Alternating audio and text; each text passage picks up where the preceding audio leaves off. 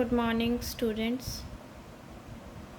So, this is your book from Balaji Publication. You have to buy this book for social studies. And don't get confused because I am giving you question and answer from the NCERT book, that is from this book.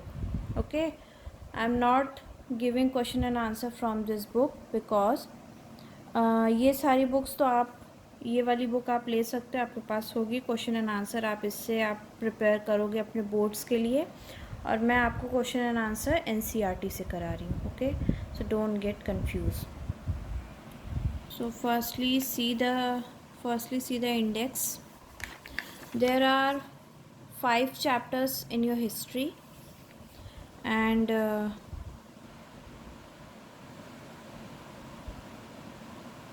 7 chapters in geography. Then there are 8 chapters in your political science, in civics, and 5 chapters in economics. So we have completed our first chapter in economics, that is development, and now we are going to start our first chapter in geography, that is resource and development. So this is your first chapter of geography, resources and development. Resources, you all know that what are resources. Resources are free gift of nature. Natural resources are resources that exist without actions of humankind. This include all valued characteristics such as magnetic, gravitational, electronic, along with all properties and forces on earth. It includes sunlight, atmosphere, water, land, etc. These are all your natural resources. Sunlight is a natural resource, atmosphere is a natural resource, water and land is also a natural resource, including all minerals, along with all vegetations, crops and animal life that naturally subsist upon or within. These are also your natural resources.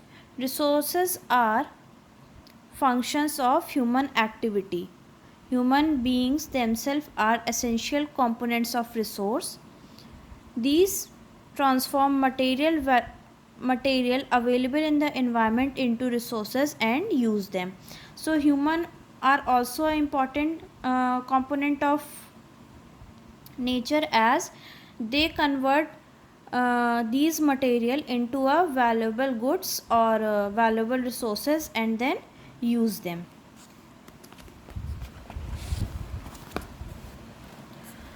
Now there is classification of resources on the basis of origin, that is biotic and abiotic. Second is on the basis of exhaustibility, that is renewable and non-renewable.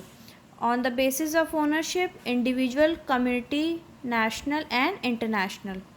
And on the basis of status of development, that is potential, developed stock and reserves. So what are these? On the basis of origin. First point is on the basis of origin. First point, biotic and abiotic. Biotic के under में क्या आएगा? These resources are obtain from biosphere, that is human beings, life stock, flora and fauna etcetera. Coal and petroleum may be considered as biotic resources as they are formed by decaying of life forms. So here is flora represent the plant life and fauna represent the animal life. Then the next point is abiotic resources. These resources are composed of non-living things, the example soil, rocks, metals, winds, etc. Then second point, on the basis of exhaustibility or limitations of use.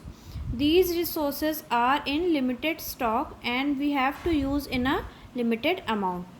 First is renewable resources. The resources which can be renewed or reproduced by physical, chemical or mechanical process are known as renewable or replenishable resources. Example, solar energy, wind energy, forest, water, wildlife, etc. They can be categorized as flow or continuous resources. These resources can be used and replenished at the same time.